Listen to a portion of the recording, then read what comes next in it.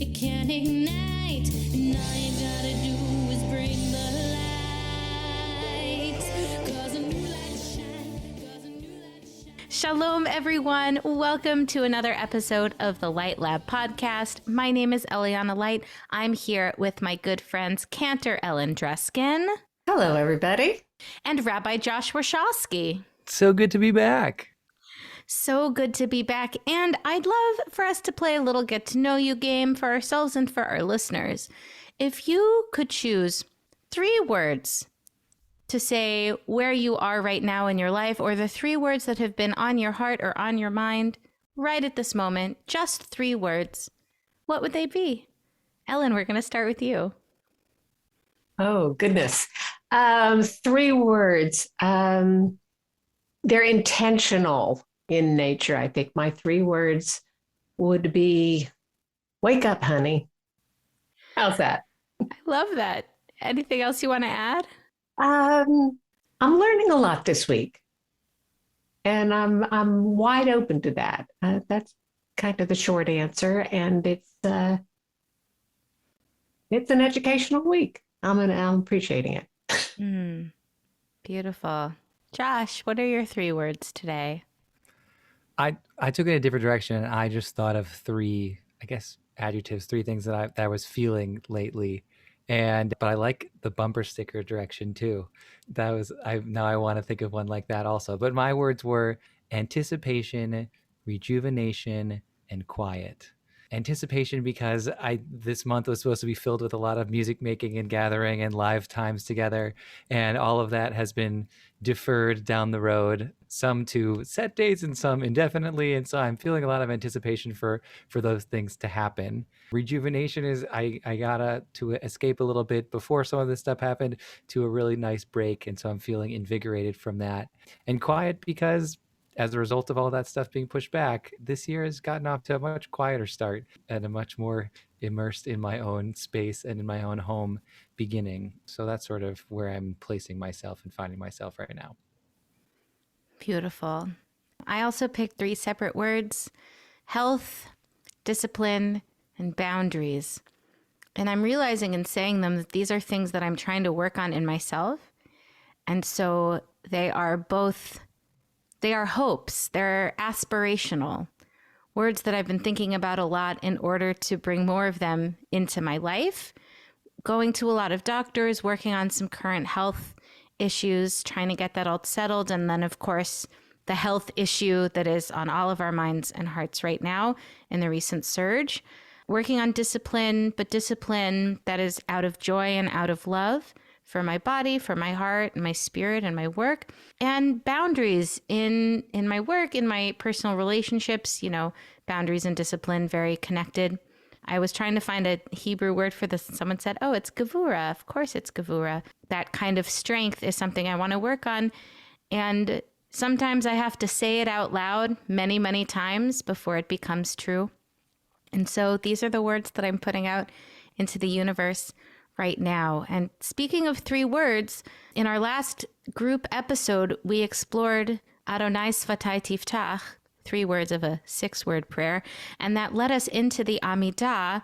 But before we jump into the Amidah, I know we keep saying this, y'all, but we told you we were going to dive deep, and so we are diving hella deep, as one might say. Before we jump into the Amidah, we are going to look at 3 other words, very important words that appear all over the Amidah and all over our Siddur, but we're going to focus on their function in the Amidah today.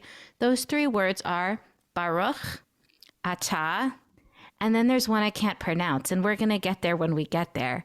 Let's start with the word Baruch. Josh, tell us about the word Baruch. Baruch, this word of blessing, this word of opening, it has a lot of different meanings and a lot of different intentions. And we've talked about this a lot on the podcast, about the way that all these different Hebrew words connect to each other, especially because in Hebrew often it's written without the vowels, so you can pronounce them in a lot of different ways. There's a lot of different ways to jump into a word. And this word bracha, usually when we say Baruch, we're usually in a bowing posture. And it also connects to the word berech. birkaim, which means our knees. And so when we say this word that connects to the word knees, we actually take the action that our knees would take. We allow ourselves to bend down and to jump into and move into this experience of blessed, of blessing, of whatever that word is going to open up for us. Mm. I love that idea about, the idea about bowing, and a Jewish bow most often begins with those knees, with the birkaim. And growing up, quite honestly, I didn't grow up with a lot of choreography in my prayer life. And when I first encountered bowing and on that Baruch, it made me uncomfortable in all sorts of ways. I think because I only saw bowing as an act of submission, and have since, but it took years and years and years for me to be comfortable and open to the idea of bowing out of respect and out of awe. And I confess that I got that, from my little knowledge about the Zen tradition, and bowing when you see someone, namaste, is like, I see the divine in you. And I really had to learn to look at this phrase and the idea of bowing in a whole different way. And now I think I'm trying to think about all the different times and experiences when we bow, right? I loved what you said about the Zen masters and bowing and seeing divine on each other. And as a musical theater kid growing up, you bow at the end of a performance also. And is that bow, is it acknowledging gratitude? Is it, I've done this thing and somebody else is giving me applause, and so I want to acknowledge that experience of being connected to. And so I wonder what that bowing is about in some of those other situations also, and whether that connects here. Gosh, I don't know where I heard it. Maybe it was one of you, but that when you bow at the end of a performance, you're bowing so that the audience's applause washes over you and doesn't go into you and like inflate your ego. You're like, I appreciate you, and whoosh, over it goes. I heard that recently and I can't remember where, but it's an interesting thought. Mm-hmm. I've read a couple of books by the Buddhist monk Jack Kornfield, and the introduction to one of his books is about bowing and his learning to be Zen in that way and his resistance to bowing. But then he talks about his journey and ends up with, after a while he began to enjoy bowing, and has the sentence, "If it moved, I bowed to it." And I just love that sentence. I've remembered it for a long time. That idea of acknowledgement of things and people being seen and being heard. I think that's what this Baruch is doing for me. I love that too. And just as I said in the previous episode, I love asking children, why do you think we take 3 steps back and 3 steps forward? I love having the conversation about bowing with them because, we inherit these pieces of choreography. We don't often take the time to think about why. And the students often notice after some prodding that the act of bowing is a lowering of self, right? It could be anything. It could be up on the toes. It could be do a pirouette, but it is a physical lowering of ourselves before something, right? So I think when Jack Kornfield is bowing like to the flowers and the trees, it's a lowering of self because sometimes we must small ourselves to acknowledge the beauty or the holiness or the whatever it is that is in front of us. We need to lower ourselves in a way. It's incredible, the Hebrew language and how these different roots build to so many different words and the sounds. The root for blessing is so close to brecha, which is the Hebrew word for swimming pool or the Hebrew word for pool. That a pool is about abundance and about depth. A pool requires depth.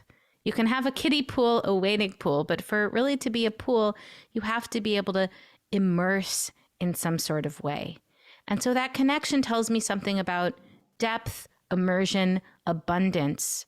And so I can keep those ideas in mind as I'm saying the word Baruch.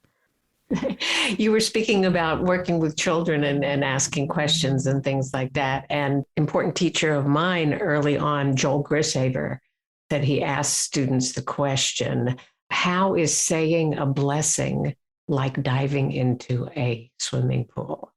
And the amazing kinds of answers that he got to such a question.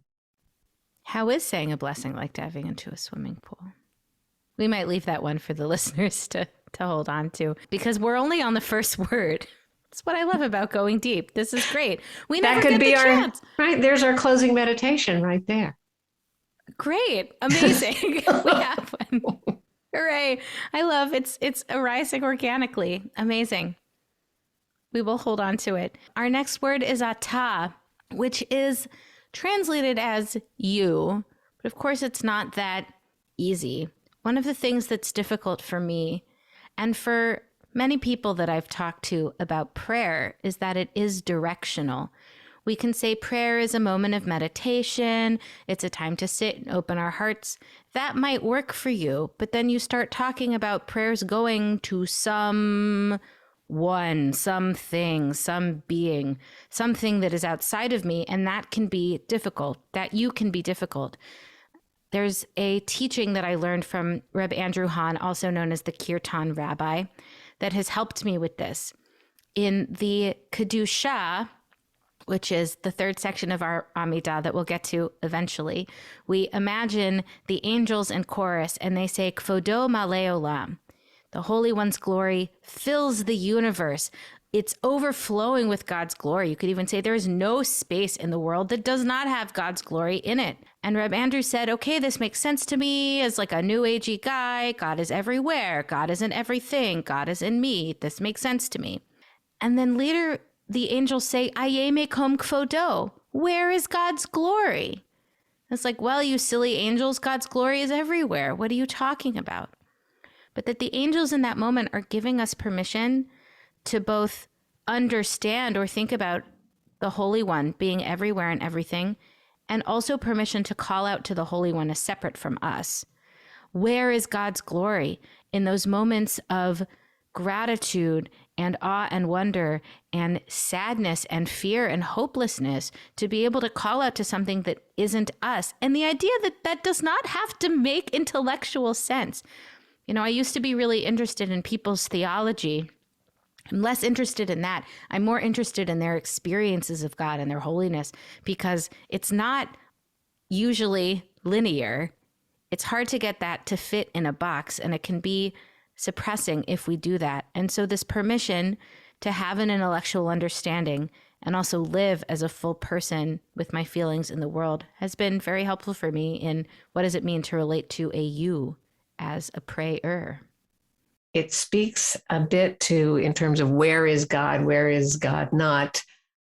I want to try and understand this word atah, you, from a non-dualistic perspective.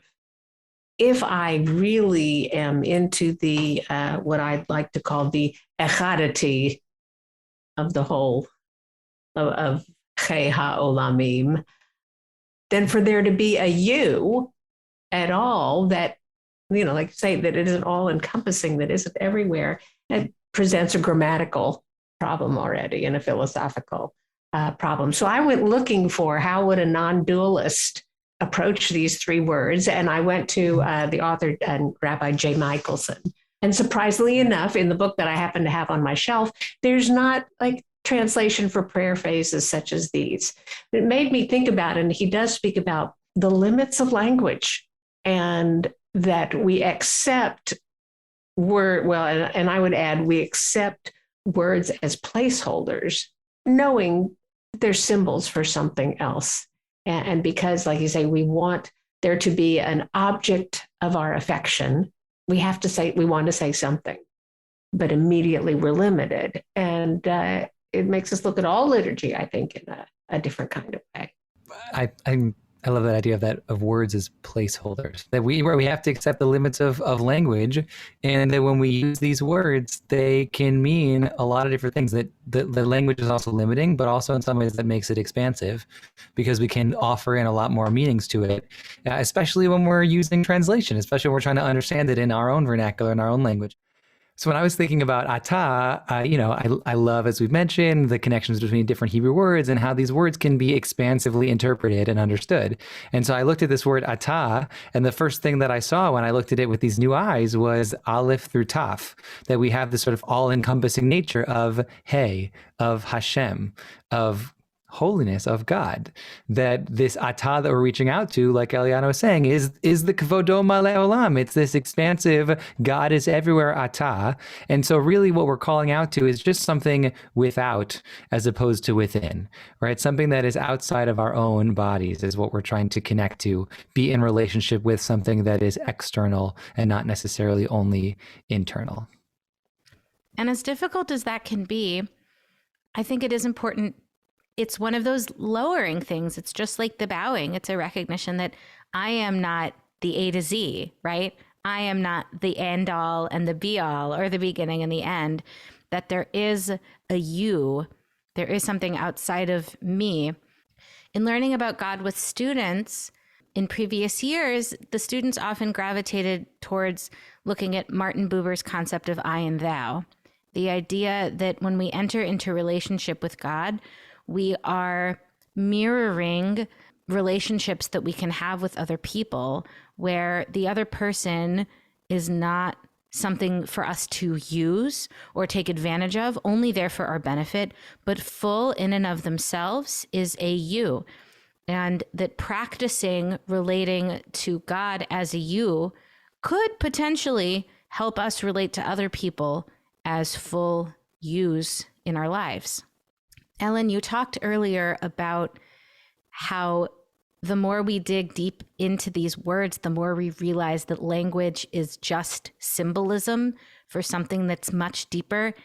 And I don't think anything cuts to that deeper than looking at the name of God. The reason that at the beginning of the episode I said, Baruch Atah blank, is that if you look at the letters in a Siddur, it will say Yud and Hey and Vav and Hey. Now, many of us have been trained to say Adonai, my Lord. We've brought this up many times on this podcast because you can't avoid it. It's everywhere. It's everywhere. So let's dig a little deeper into yud-hey-vav-hey. I grew up in a home or in my religious upbringing, my Jewish education, it was that we used, when we saw these four letters, yud-hey-vav-hey, we said Adonai because you can't pronounce God's real name. And I don't know if it was intended this way or for some reason I just took it this way. It always came along with this wagging finger of, you can't pronounce God's name. Don't forget, you can't pronounce God's name, as if a lightning bolt was going to come out of the sky and strike me if I did. And I learned later on in my life that these letters, Yud, Hey, Vav, Hey, you literally can't pronounce these letters in combination without some extra vocalization, Hebrew vowels, etc. But these letters have so much more to do with verbs than nouns as far as Hebrew goes. We find that in the rearrangement of these letters, in order to assist in interpreting them, which Hebrew does in a lot of different ways, we get the words Haya, Hoveh, and Yehyeh from a recombination of these letters. And these are words that mean wasness, isness, and will-be-ness, for lack of a better translation. And many of us know the song Adon Olam that we sing at the end of services so often, or the beginning of services sometimes. It says, Vehu haya, vehu hoveh, vehu yiyeh, v'tif ara. All space, all time, all, it tries to be all encompassing, these letters. And we, again, take a word, Adonai or whatever, and it's a label, it's a placeholder. Unfortunately, I think sometimes we then give too much weight to the literal meaning of the placeholder and leave the real thing behind.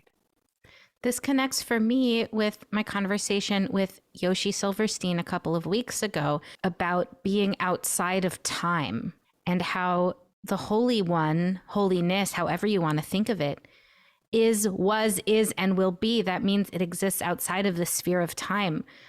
My friend sent me an excerpt from Aryeh Kaplan's book on Jewish meditation, and it talks about this, of God being outside of time and how that's really difficult to understand. We categorize things into two categories, he says. Things are either a being or a principle. And so we want to talk about God as a being, as something we relate to, but even saying God is, anytime you say God is, that brings it down, that shortens it, smallens it, however you might want to say it. But if it's just a principle, that takes away the personalization aspect.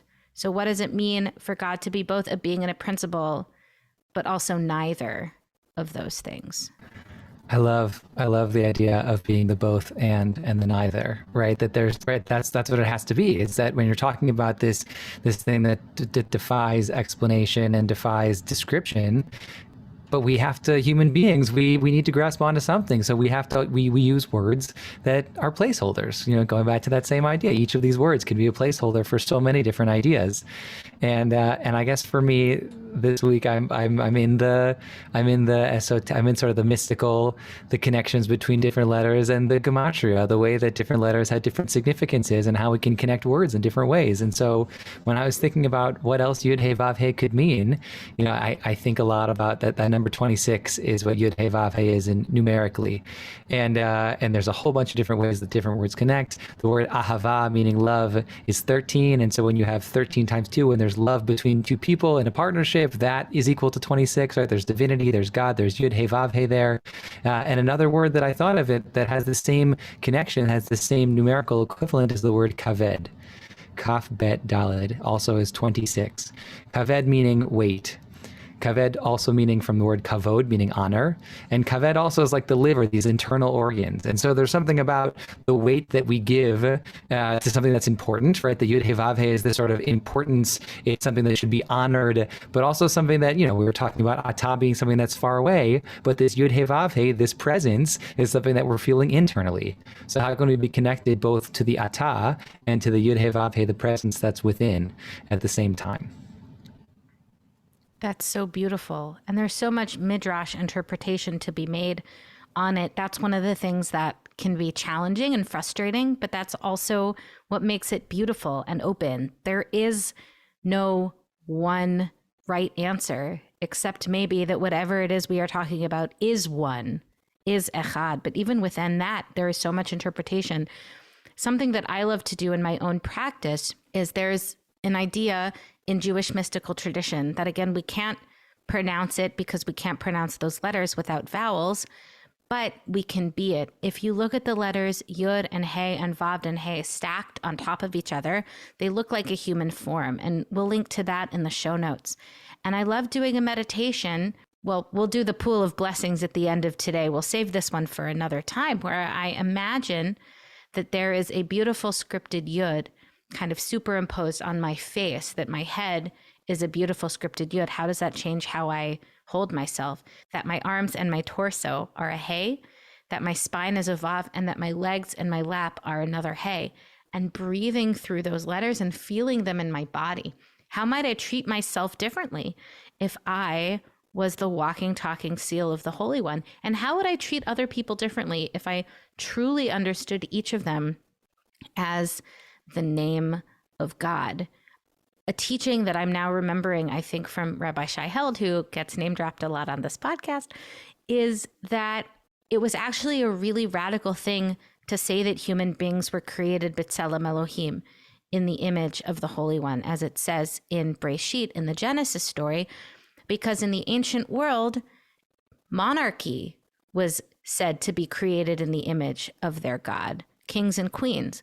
And so by saying we are created in God's image, it's a radical way of saying that we are all royalty. What does it mean to treat ourselves and each other with that amount of respect and reverence? This idea of being in that tselem and in that image and the physicality of the letters, this sense of what you said before about not so much what we believe, but how we experience. And these 4 letters we didn't mention earlier, and I think these same yud-hey-vav-hey letters rearranged yet one more time spell havaya, which is the Hebrew word for experience itself. So not only experiencing the divine or experiencing God in other people, but in all of life that surrounds us, and not just the physical things, but the experience of life in general. It's continually expansive, which I suppose is what it's meant to be. Exactly. And it is those moments that I think are the God moments. It's less about what I think and more about recognizing when I feel that connection, that oneness, when I feel both in the moment and part of the flow of time or outside the flow of time, when I feel both more like myself than ever and more like a channel for something greater than ever, more connected to the people that I'm with or the tree that I'm looking at or the sky that I'm under. It's those moments of both being present in time and timelessness that are those God moments. So as frustrating as it might be, or as challenging as it might be to not be able to pronounce yud-hey-vav-hey, it leaves us open because it's less about the language. We use language because we have to, and it's more about the feeling and more about the experience. And there is so much more that we could say, but I bet this will not be the last time that we talk about yud-hey-vav-hey on this podcast. And with that, we'll be right back. Keep burning bright. Shine, shine, shine, shine, shine and light. Shine, shine, shine, shine. Keep burning bright. So we've talked about Baruch, we've talked a little bit about Atah, and we've explored a tiny drop in the bucket that is yud-hey-vav-hey. So let's put these three words together. In the traditional way, we would say Baruch Atah Adonai.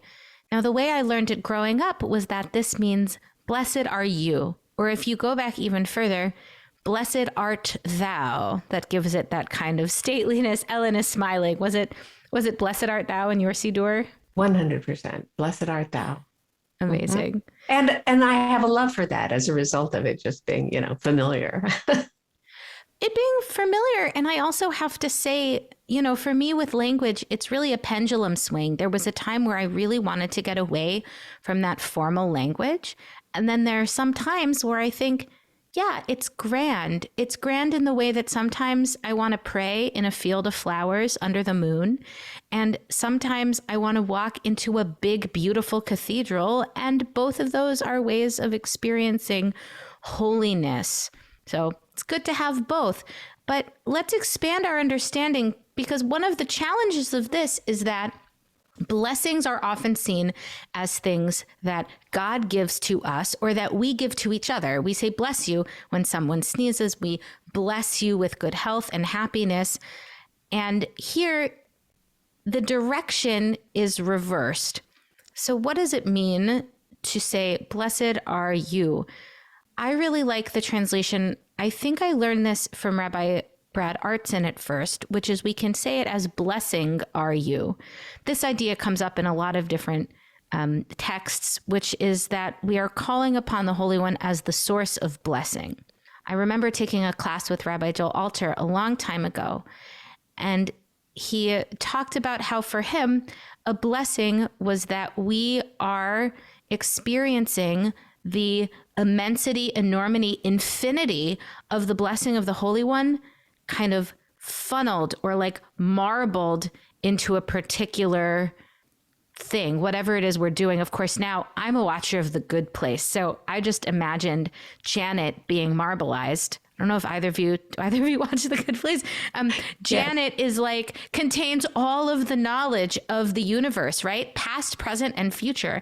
And she can be marbleized, kind of condensed into this package. And so it's almost like when we are calling something out with a blessing, calling upon its holiness, or we'll talk about in a second how we use it in the Amidah, it's kind of all of that blessing concentrated in that moment.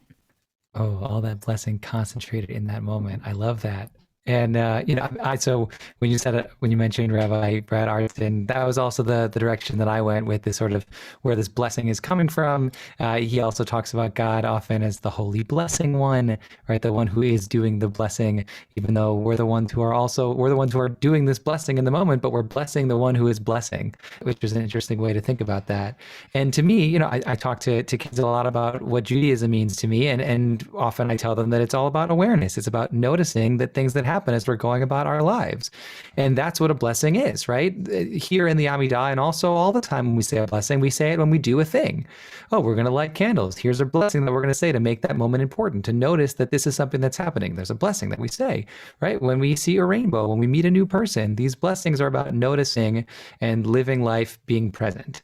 And so this blessing right here is an opening to be present, to notice the words that we're about to say here at the beginning of the Amidah, to open ourselves up to noticing what's happening as we move about this prayer.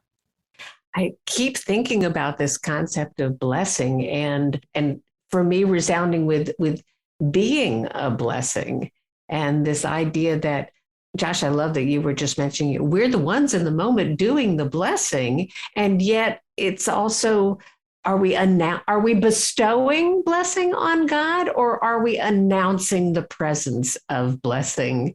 And I suppose it could vary from moment to moment for any individual. But this idea that it's a way of being blessing. So Baruch Atah, to me, is acknowledging I'm very aware of that blessing, and I'm also trying to be a part of that blessing, if it's really all one.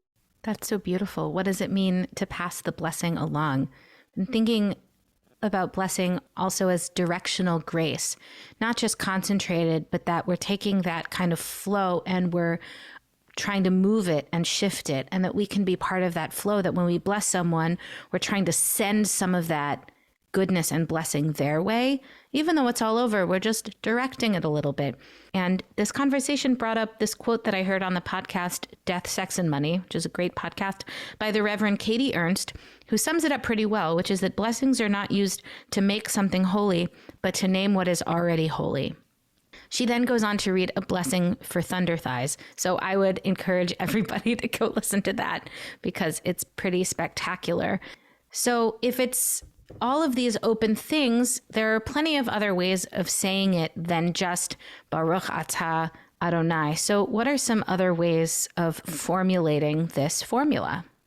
I think that we are all evolving in our ability to speak about things in relevant ways. Many, many years ago, I really appreciated Marcia Falk's revisiting of the blessing formula and offering up the words Nevarech et Yah as another way of saying Baruch Atah Adonai.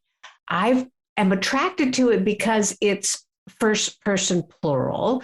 So it is much more gender sensitive than Baruch Atah, which is masculine grammatically.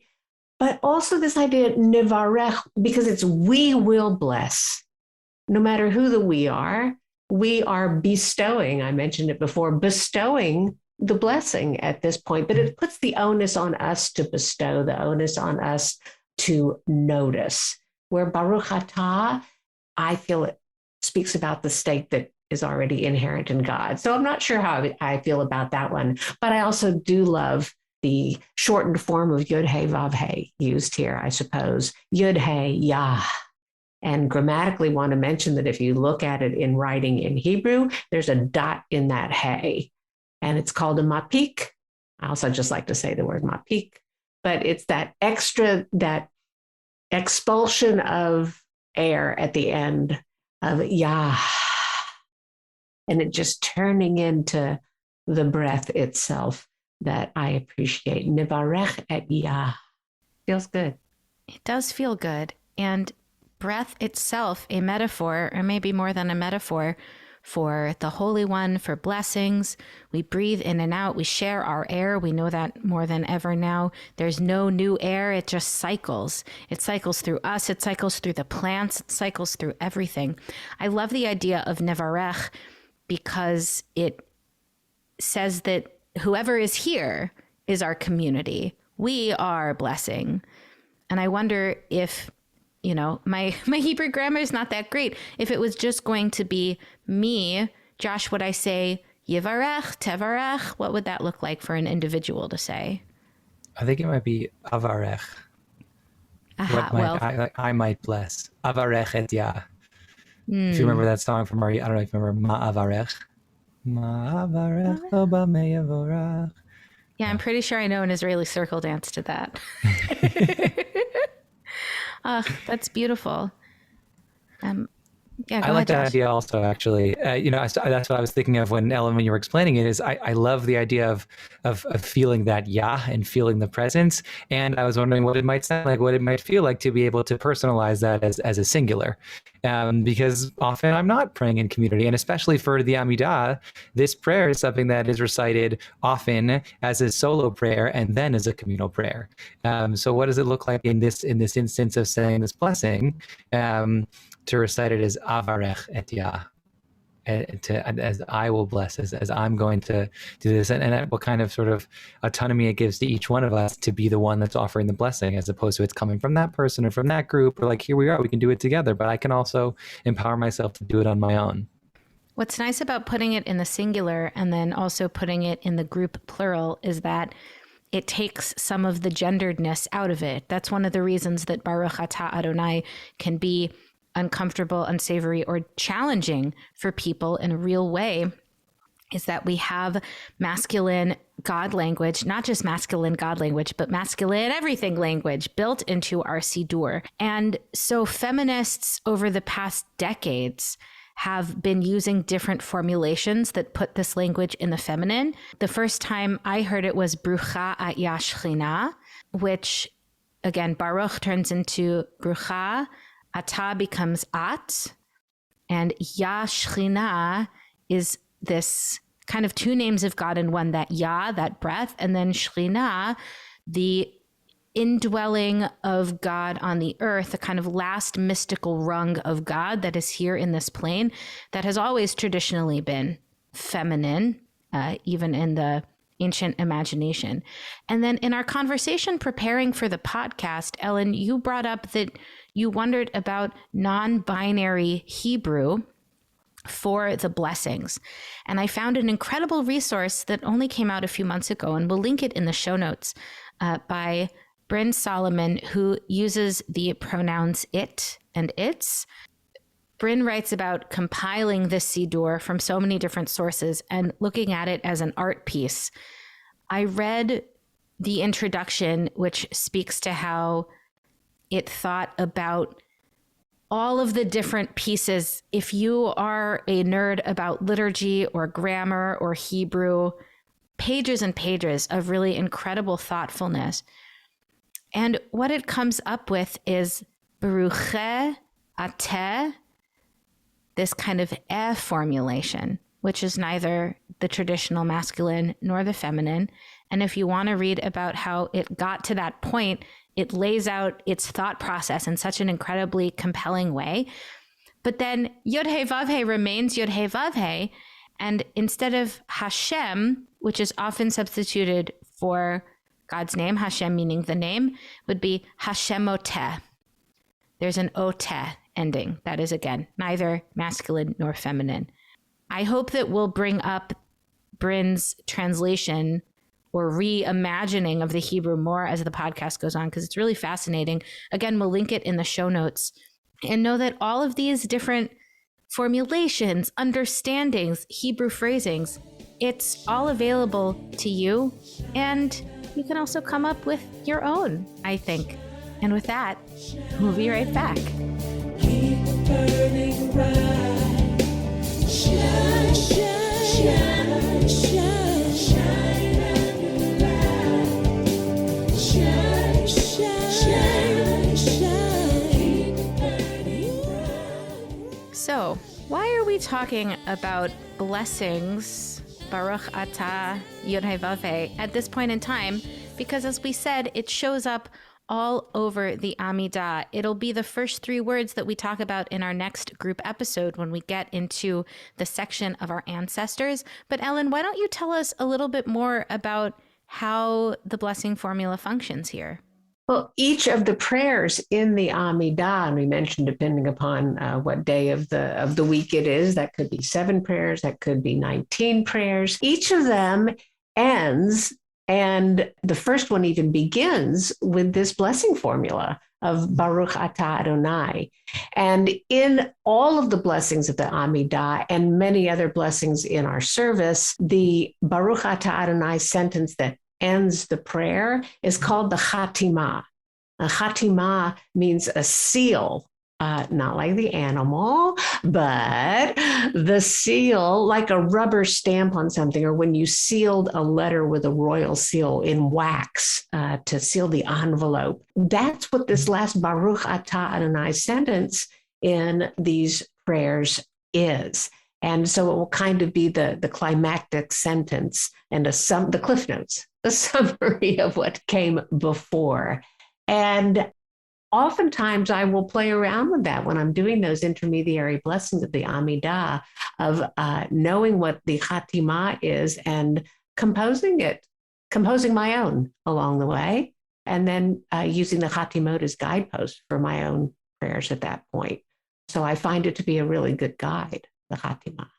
I think the Khatimah's guidepost is right. That's what it is right there. Right. The Khatimot, the fact that there's a form here, that every so often that in between each of these brachot we have this Baruch Atah Adonai. I think it opens us up to being creative. That's what this particular prayer is all about. The middle section changes depending on what day it is, on what holidays it is. We're going to talk about that in a later episode, but it also allows us to fill it in with our own particular feelings and sayings in that particular moment. So I love the idea that the Baruch Atah Adonai could lead us up. If you see that Khatimah, the theme of what that blessing is about, it often serves as this word prompt to allow you to create your own, to fill up the container with whatever it is that you're feeling related to that theme. So I think that for me, that's exactly what it is also. It's this word prompt that allows me to organize my thoughts based on these categories and give my prayer some organization.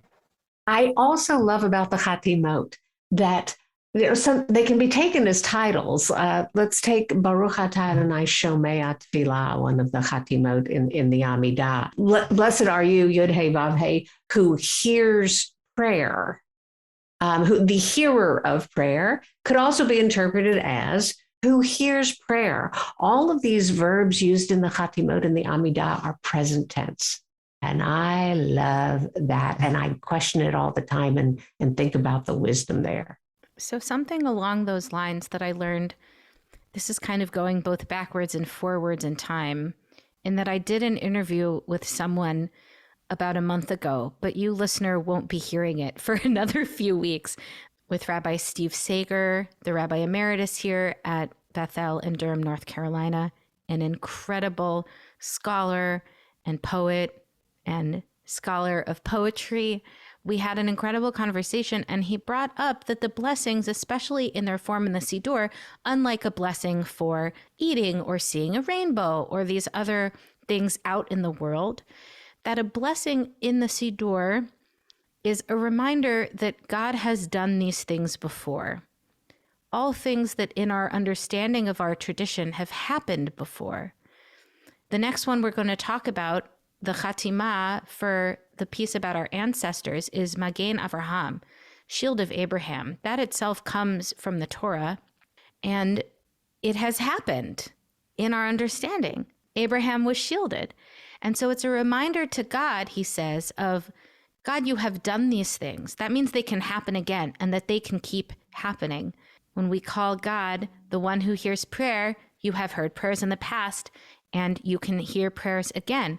I used to think about these Khatimot, or even just the Amidah in general, as like a nudge to God, like an elbow bump, like, hey, remember how you're capable of, healing the sick?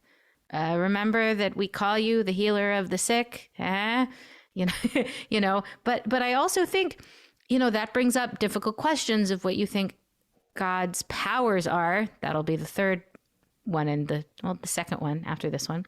Who wrote powers? I'm getting ahead of myself, but it also means that more is possible than we think. Right now in the Torah, this weekend that we're recording this, it's about to be Shabbat Shirah. We're about to read the crossing of the sea. The song at the crossing of the sea where the Israelites went to freedom. And the story of the Exodus for me is just a reminder that no structures of human power that exist on the earth have to be that way. They could all change. That change is actually possible. That all of these things that we say God did, they are possible. However you think they happen, whether it's through human hands, through a divine hand, whatever it might be, healing is possible, and listening to prayers is possible, and being or feeling a shield is possible. Hopelessness is not encouraged. We're encouraged to look around the world and see that things are not as they should be and work towards them, knowing that they could change and that we can be the ones that help change them. I'd love to jump back to this idea about these words being present tense, and not only have all of these things existed before and so they can be again, but perhaps I'm Pollyannish, but amidst all of the bad news of the day and the challenges of our current times, to be able to say somewhere in the world, this is going on right now. And it may be my experience and it may not be my experience at the moment, but it is happening somewhere right now. And it fills me with hope in that way. I'm glad that you bring that up, Eliana. So taking on that theme of hopelessness not being encouraged, we're going to try and go back to that idea of filling up a pool of blessings. What does it mean that a blessing is like a pool, like jumping into a pool? And I don't know if either of our co-conspirators here want to share or give an example of why they think a blessing is like a pool. Anybody have something that comes to mind? Why is a blessing like jumping into a pool? I started with my three words being, stay awake, honey. So that's where I'm going now, of the diving into a pool and the noticing of a blessing is that, hello, right here, right now, be in it. Be in it, be immersed. It makes a splash. I'm thinking, I love swimming, by the way. I love being in the pool. And the reason I love it is because I feel held. I'm just thinking about that now. I feel supported. My joints don't hurt. My body doesn't hurt anymore. And I can float and feel like I'm being taken care of. And now that I'm saying it out loud, that surely has something to do with blessings and feeling blessed. Offering up a blessing gives us the feeling of being held, right? If I'm offering up an experience of gratitude, I'm giving gratitude for something that has happened, right? Like Eliana said before, you did this thing in the past. Can you do this thing for me again? This thing has happened, meaning I've been immersed in this experience before. I've been in this water and I can be held again. So as we come to a close for today, I want everyone to take a moment and think about, what does it mean to feel immersed in a pool of blessings? Sometimes it's a lot easier for us to pray in a moment of anguish, in a moment of hurt, in a moment of sadness. It's a lot more difficult to pray from gratitude, to pray from feelings of blessings. So what are the blessings that are filling up your pool today?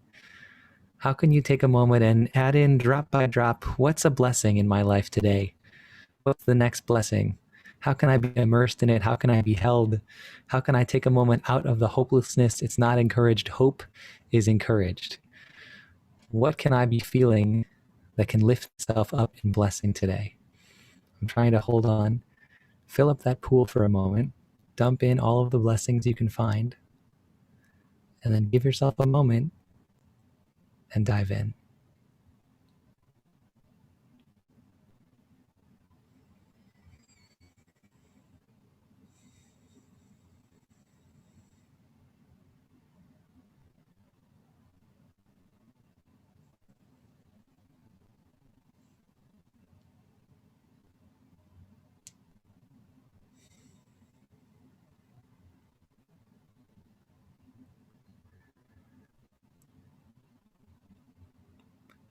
Brucha Atah, Baruch Atah Adonai, Baruch Atah Hashemoteh. Blessings abound. Amen. As we Amen. respond to blessings. Amen, amen, amen. Thank you so much, Josh and Ellen, for joining me today on the podcast. Thank you so much, everybody, for listening. We hope that you will continue with us on this deep dive. We also have some big news coming up. Ooh, what's that big news? I don't know. You're just going to have to keep listening and find out. Thank you much. Thank you so much to Christy Dodge for editing this episode. Thank you so much to Yafa Epstein for being our show notes and social media friend extraordinaire. Speaking of which, find us on Instagram at thelight.lab. Share with your friends. We really want this to be a community, a discussion, a way for us to start talking about liturgy and prayer in a new way. So once again, thank you so much, Ellen and Josh. And we will see you all very soon.